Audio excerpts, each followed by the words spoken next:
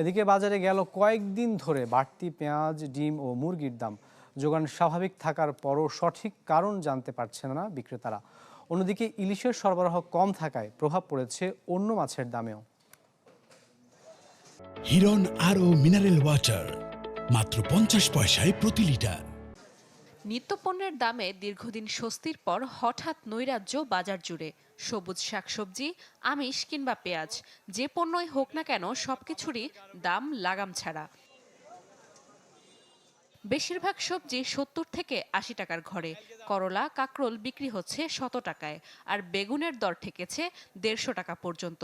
Tomato, গাজর কিনতে গুনতে হচ্ছে বাড়তি দর। বরবটি 120 টাকা করে, বেগুন 120 টাকা করে, তারপরে আপনার হলো কাঁচামরিচ তো আপনার অনেক দাম, 300-400 টাকা করে কেজি যাচ্ছে কাঁচামরিচ। সারা বিশ্বেই বাড়তেছে, কিন্তু আমাদের দেশের কোনো লাগাম নাই আর কি। গভর্নমেন্ট চেঞ্জ হবে, সবকিছু পরিবর্তন হবে, কিন্তু আমাদের ভাগ্য কোনোদিনও পরিবর্তন হবে না। আমরা যে লাও সেই কদই থাকবে। সপ্তাহ ব্যবধানে 20 টাকা বেড়ে পেঁয়াজের কেজি এখন 80 টাকা।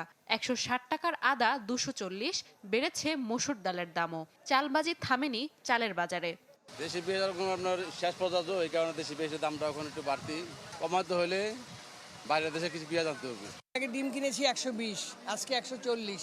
সপ্তাহ ঘুরি দেখ কোন দাগ বেশি কম পাওয়া যায়। কম এত কয়েকদিন আগে কিনছি এই দামে, এখন এত তাড়াতাড়ি বাড়িয়ে গেছে হঠাৎ করে, মাথা তো খারাপ হয়ে যায়। আমিষেও নাজেহাল অবস্থা। ব্রয়লার 180 টাকা আর সোনালী মুরগি 340 টাকায়। ডিমের ডজন 140। জাতীয় মাছ ইলিশ এখন বিলাসী পণ্য। সাধারণের পাঙাশ, রুই কিংবা তেলাপিয়া সব ধরনের মাছেই যেন শুধু দামের নৈরাজ্য। মাছের সরবরাহ অনেক আছে, কিন্তু মাছের দাম একটু বেশি। বাজারে অবস্থা অতিরিক্ত বাড়তি হয়ে গেছে মাছ। দামের ভারে তাই দীর্ঘশ্বাস বাজার জুড়ে। লাগাম টানা না গেলে অধরায় থেকে যাবে মূল্যস্ফীতি নিয়ন্ত্রণের উদ্যোগ। নাদিয়া ইসলাম তুলি, চ্যানেল 24, ঢাকা।